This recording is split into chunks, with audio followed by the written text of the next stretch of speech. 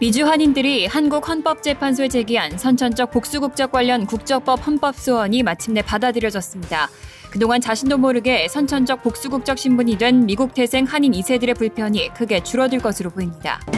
11월 대선을 앞두고 사전 우편투표 절차가 시작됐습니다. 그런데 펜실베니아주에서 버려진 우편투표 용지 9장이 발견돼 연방검찰과 연방수사국이 수사에 나섰습니다. 캘리포니아주 샌클레멘트에서는 흑인 남성 노숙자가 또 경찰의 총격으로 사망하는 사건이 발생했습니다.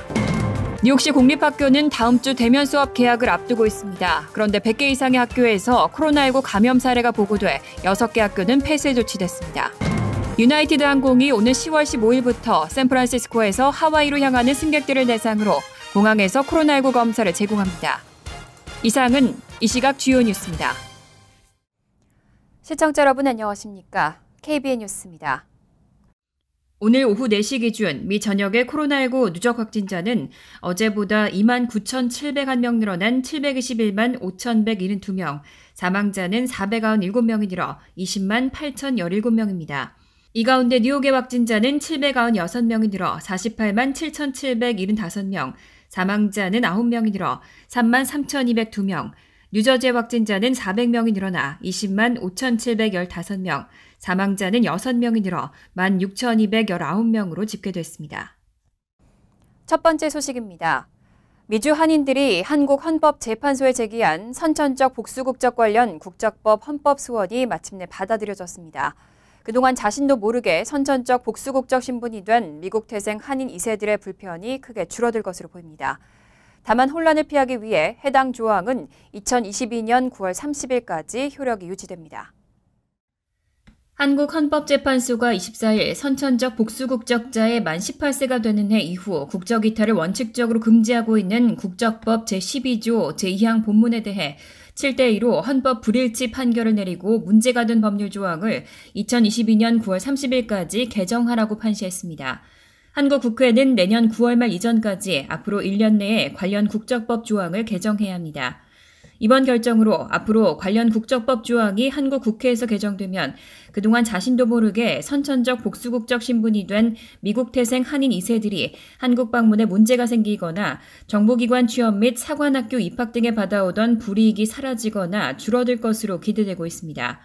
만약 국회에서 이때까지 개정이 이루어지지 않을 경우 선천적 복수국적자 국적 이탈 제한 조항은 2022년 10월 1일부터는 자동적으로 무효화됩니다. 단 헌법재판소는 혼란을 피하기 위해 해당 조항이 즉각 효력을 상실하는 위헌 결정 대신 헌법 불일치로 판시하고 2022년 9월 30일까지는 효력이 유지되도록 했다고 밝혔습니다. 헌법재판소는 또 결정 요지문에서 이 결정은 해당 조항이 국적 이탈의 자유를 지나치게 제한한다고 판단한 것이라고 설명했습니다. 11월 대선을 앞두고 사전 우편투표 절차가 시작됐습니다. 그런데 펜실베니아주에서 버려진 우편투표 용지 9장이 발견돼 연방검찰과 연방수사국이 수사에 나섰습니다. 이 중 7장은 트럼프 대통령을 찍은 것으로 알려져 트럼프 대통령의 우편투표 조작서를 한층 부추길 것이라는 우려가 나옵니다. 24일 정치자 없는 마치의 더 힐에 따르면 펜실베니아주 루체른 카운티에서 최근 총 9장의 버려진 우편투표 용지가 발견됐습니다. 이들은 모두 군인들을 위한 우편투표용지였던 것으로 전해졌고 9장 가운데 7장은 재선 도전에 나선 트럼프 대통령을 찍은 것으로 나타났습니다. 나머지 2장은 트럼프 대통령과 민주당 대선 후보인 조 바이든 전 부통령 가운데 누구를 찍었는지는 확인되지 않았습니다. 우편투표는 최종 개표 때까지 밀봉되는 것이 원칙이지만 7장은 루체른 카운티 선거관리위원들의 부주의로 노출된 것으로 전해졌습니다. 펜실베니아주 검찰은 성명을 통해 루체른 카운티 검찰로부터 관련 사실을 통보받고 수사를 진행 중이라고 밝혔습니다. 검찰은 당초 9장의 투표용지는 모두 트럼프 대통령 지지표라고 밝혔다가 이후 7장만 트럼프 대통령을 지지했고 나머지 2장은 알 수 없다고 수정했습니다. 로이터 통신은 연방검찰이 버려진 우편투표용지를 발견했다고 공개적으로 밝힌 것은 극히 이례적이라며 이번 사건은 우편투표에 의문을 제기해온 트럼프 대통령의 시도를 부채질할 수 있다고 평가했습니다. 한편 올해 대선 예비선거에서는 최소 100만 표의 우편투표 용지가 지연 배송된 바 있는데요. 이 지연 배송이 연방우체국 고위급 임원들의 결정에 따라 이뤄졌다는 걸 보여주는 내부 문건이 확인됐습니다. 워싱턴 포스트는 연방 우체국이 그동안 우편투표용지의 지연 배송에 대해 하급 관리자들의 책임이라고 주장해온 것과 배치되는 내용의 문건을 입수했다고 보도했습니다. 워싱턴 포스트에 따르면 이 문건에는 USPS의 한 임원이 USPS의 전 직원들에게 보낸 파워포인트 문서로 USPS에서 우편 배송을 담당하는 실무 직원들에게 배송 절차 변경을 요구하는 내용이 담겼습니다. 이 문서에서 USPS의 물류 배송 절차 담당 임원인 데이비드 E. 윌리엄스는 지난달 7월 10일 원격회의에서 집배원들의 지각 배송 관행을 없애는 것을 주요 목표로 제시했습니다. 이 회의에는 우편 배송 담당 부사장인 엔젤라 커티스 등 USPS의 최고위직들이 참석한 것으로 알려졌습니다. USPS는 이 회의에서 논의된 내용을 바탕으로 우편 배송 트럭이 정해진 시간이 되면 더 적재할 우편물이 남아있더라도 우체국을 출발하도록 정책을 바꿨습니다. 또 비용 절감을 이유로 우편 분류기를 재배치하고 우편 담당 직원들의 시간 외 근무도 제한했습니다. 이런 정책 변경 이후 올해 6월에서 8월 치러진 예비선거에서는 최소 100만 표의 우편투표 용지가 제때 배송되지 못한 것으로 드러났습니다. 워싱턴 포스트의 이번 취재에 대해 담당 임원인 윌리엄스 이사는 해당 파일은 정책 변경을 위한 것이 아니라 배송 직원들의 효율성과 책임성을 고취하기 위한 것이라고 주장했습니다. 미 의회는 지난 4월 코로나19 4차 부양책을 통과시킨 이후 5달 동안 추가 부양책과 관련해 합의를 보지 못하고 있는데요. 민주당 하원이 2조 4천억 달러 규모의 추가 코로나19 경기 부양책을 논의하고 있다는 보도가 나왔습니다. 24일 CNBC는 소식통을 인용해 민주당 하원이 2조 4천억 달러 규모의 추가 코로나19 경기 부양책으로 트럼프 행정부와 협상하려 한다고 보도했습니다. 이 법안에는 강화된 실업급여, 미국인에 대한 직접 현금 지급, 중소기업, 소상공인을 위한 급여 지원인 급여 보호 프로그램, 항공사 지원 등이 포함됩니다. 의회는 지난 4월 4차 부양책을 통과시킨 이후 5달 동안 부양책 관련 합의를 보지 못했습니다. 1차에서 4차에 걸쳐 지원한 긴급 예산 규모는 2조 9천억 달러입니다. 7월 공화당 상원이 1조 달러의 부양책을 내놨지만 민주당과 합의점을 찾지 못했습니다. 연방정부가 주정부의 실업수당에 주당 600달러를 얹어주는 정책이 쟁점이 됐고 연장을 주장하는 민주당과는 달리 공화당이 반대하면서 결국 600달러의 추가 실업수당은 7월 시한이 종료됐습니다. 5월 민주당 하원이 3조 달러의 대규모 부양책을 통과시켰지만 공화당이 다수인 상원에서는 표결 절차까지 가지도 못했습니다. 이에 폴리티코에 따르면 낸시 펠로시 하원의장은 민주당 위원장들에게 법안 초안을 작성하라고 요청했습니다. 하원은 이르면 다음 주 법안을 표결에 붙일 수 있지만 아직 일정은 확정되지 않았습니다. 캘리포니아주 샌클레멘트에서는 흑인 남성 노숙자가 또 경찰의 총격으로 사망하는 사건이 발생했습니다. 지난 5월 조지 플로이드 사망 사건으로 촉발된 인종차별 반대 시위가 더욱 격화되는 것이 아니냐는 우려가 커지고 있습니다. 24일 NBC 방송과 LA타임즈 등에 따르면 23일 오후 1시가 조금 넘은 시각 캘리포니아주 오렌지 카운티의 샌클레멘트에서 흑인 남성 노숙자가 경찰의 총격으로 사망하는 사건이 발생했습니다. 오렌지 카운티의 경찰관 2명이 흑인 남성 노숙자인 크루트 안드라스 라인홀드를 제압하는 과정에서 총을 발사한 겁니다. 길 가던 시민에 의해 촬영된 것으로 알려진 휴대전화 동영상에 따르면 경찰관들이 라인홀드를 제지하려 했고 언쟁에 이어 몸싸움으로 번졌습니다. 3명이 바닥에 뒤얽힌 상황에서 경찰관으로 추정되는 사람이 라인홀드가 내 총을 가졌다라고 외쳤고 이어 2발의 총성 소리가 났습니다. 이후 경찰관들이 심폐소생술을 실시했지만 라인홀드는 결국 사망했습니다. 오렌지 카운티 경찰 당국은 24일 기자회견에서 라인홀드가 경찰의 권총집에서 권총을 거머쥐려 한 것으로 보인다면서 다만 라인홀드가 실제 권총을 손에 쥐었는지는 확실하지 않다고 설명했습니다. 오렌지 카운티 검찰이 자세한 사건 경위를 조사하고 있으며 해당 경찰들은 휴가에 들어간 상태입니다. 샌클레멘트에서는 24일 이번 사건에 항의하는 시위가 벌어지면서 시위대 가운데 최소 5명이 체포됐습니다. 미국에서는 지난 20년간 흑백 인종의 불평등으로 발생한 경제 손실이 16조 달러에 달한다는 분석이 나왔습니다.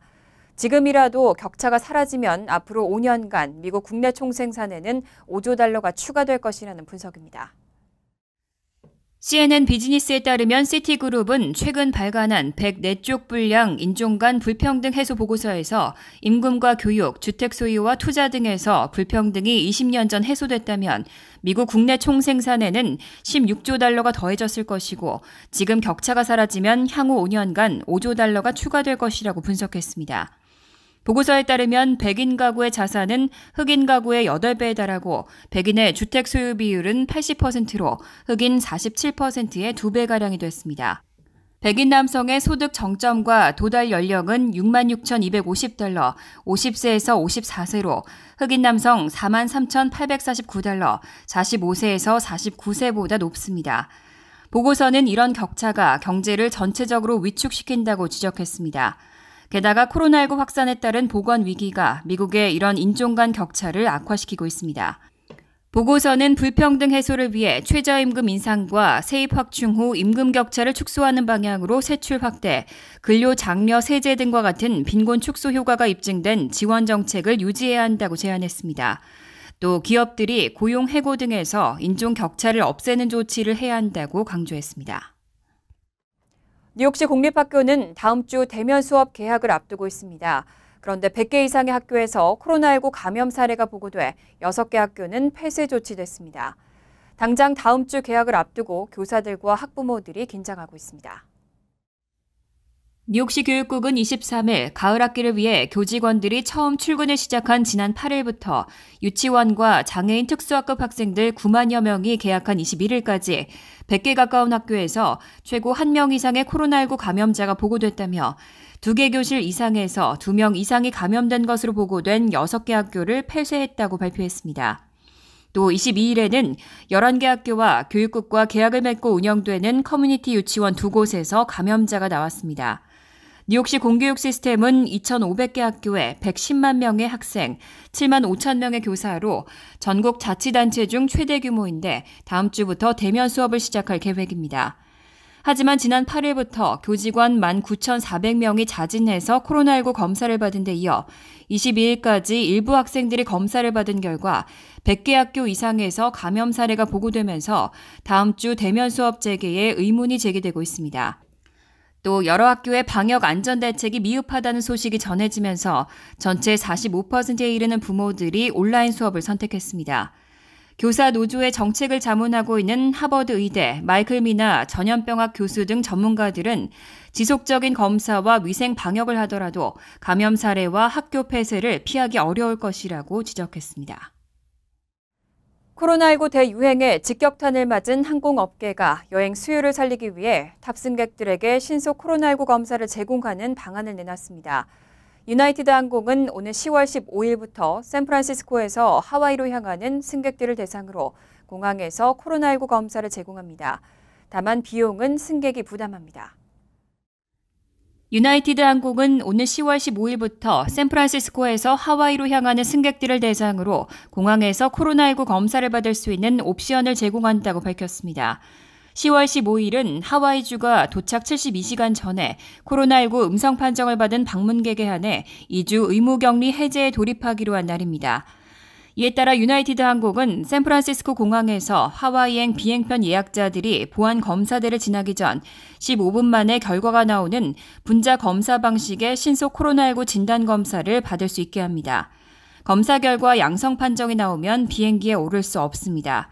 미리 예약자 집으로 진단검사 키트를 보내 셀프 검사를 하고 공항으로 올 수 있는 옵션도 제공합니다. 다만 검사 비용은 탑승객이 내야 합니다. 한편 CNBC는 이런 탑승 전 검사 옵션이 코로나19 대유행으로 세계 각국이 입국자 의무격리를 시행 중인 가운데 해외여행 부활의 청사진이 될 수도 있다고 전망했습니다. 취업이민 영주권 문호가 3순위를 포함해 대부분 오픈됐습니다. 다만 그동안 답보를 이어오던 가족이민은 전부 동결됐습니다. 국무부가 24일 발표한 10월 중 영주권 문호에 따르면 지난달 동결됐던 취업 이민 3순위 비자 발급 우선일자와 접수 가능 우선일자가 오픈됐습니다. 취업 이민 1순위 글로벌 기업 간부와 세계적인 특기자, 2순위 석사학위 소지자 또는 5년 경력 학사학위 소지자, 4순위 종교이민, 5순위 투자이민은 지난 5월 중 문호부터 비자 발급 우선일자와 접수 가능 우선일자가 모두 오픈되어 있는 상태입니다. 다만 연방의회가 2020-2021 회계연도 정부 예산안을 아직 승인하지 않아 한시적 프로그램인 4순위의 비성직자 종교이민과 5순위의 리저널센터 투자이민에 대한 비자 발급은 10월부터 중단됐습니다. 반면 최근 6개월 동안 2주에서 6주 개선되며 답보 상태를 이어오던 가족이민은 전부 동결됐습니다.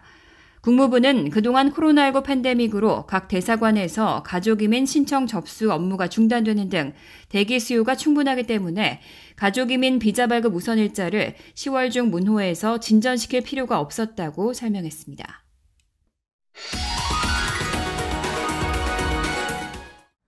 이어서 LA 지역 한인사회 소식입니다.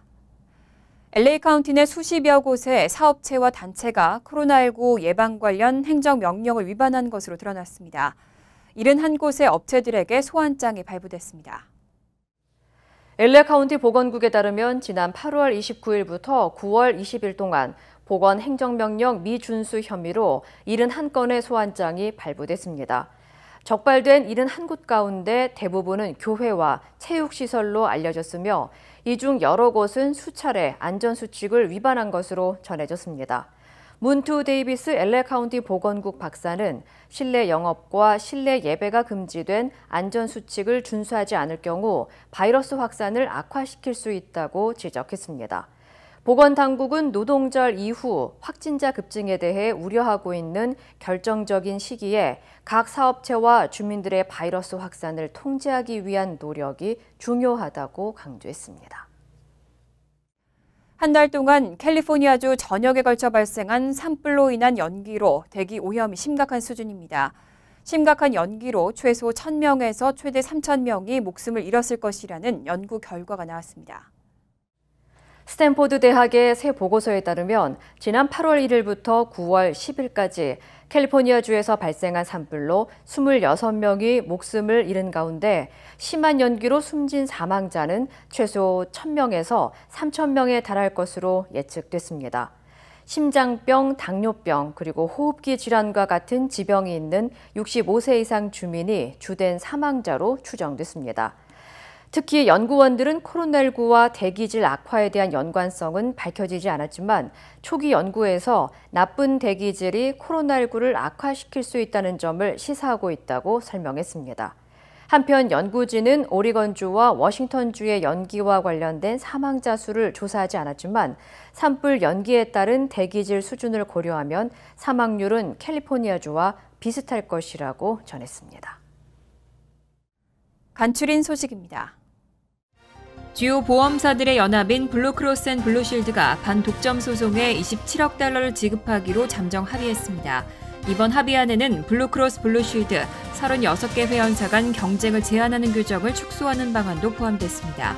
다만 소식통에 따르면 이번 조정은 아직 확정되지 않았고 블루크로스 블루쉴드 회원사들의 이사회 승인 절차와 법원 승인도 받아야 합니다. 소비자 측 대표 변호사 데이빗 보이즈는 조정이 확정되면 개인과 기업들이 더 많은 선택권을 갖고 비용 부담은 줄어들게 될 것이라고 말했습니다. 법원이 트럼프 행정부가 중국 동영상 공유 앱 틱톡의 미국 내 사용을 제한하려는 계획에 제동을 걸었습니다. 24일 워싱턴 DC 지방법원의 칼 니콜스 연방판사는 정부를 상대로 25일 오후까지 다운로드 금지 계획을 연기하거나 관련 정책의 정당성을 입증하는 서류를 법원에 제출하라고 명령했습니다. 상무부가 틱톡 다운로드 금지 계획을 연기하지 않을 경우 법원은 오는 27일 오전 추가 심리를 진행할 예정입니다. 연방국토안보부는 24일 유학생과 교환 방문 비자, 언론인 비자의 체류 기간을 대폭 제한하기로 했다며 관련 새 추진 방안을 발표했습니다. 앞으로는 유학생이라도 체류 기한을 제한해 최장 4년을 넘지 못하도록 한다는 방침입니다. F비자와 J비자 소지자 출신 국가의 오버스테이 비율이 10% 이상인 경우 체류 기간은 최장 2년으로 단축됩니다. 외국 언론인의 체류 기간은 240일로 제한하고 이후 최대 240일까지만 추가 연장하도록 제한했습니다. 앤드류 쿠오모 뉴욕 주지사가 24일 코로나19 백신이 조만간 상용화될 것으로 예상됨에 따라 안전성을 검토하고 임상 자문을 구할 자체 태스크포스를 구성할 것이라고 밝혔습니다. 또 태스크포스 구성 외에도 백신 배포에 대한 자문위원회를 구성하겠다고 덧붙였습니다. 자문위는 뉴욕주 전역에 백신을 배포하기 위한 전략을 수립하고 이를 자문하는 역할을 맡게 됩니다. 환율과 증권 소식입니다.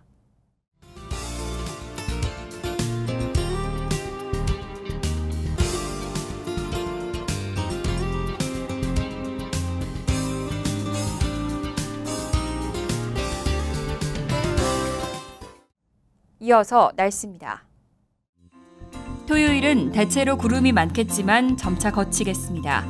낮 최고 기온 72도, 섭씨 22도, 밤 최저 기온은 67도, 섭씨 19도로 예상됩니다. 일요일 역시 때때로 구름이 많겠습니다. 월요일도 대체로 구름이 많은 가운데 적지만 천둥 번개나 소나기 가능성이 있겠습니다. 이상으로 KBN 뉴스를 마칩니다. KBN과 함께 즐거운 저녁 되시기 바랍니다.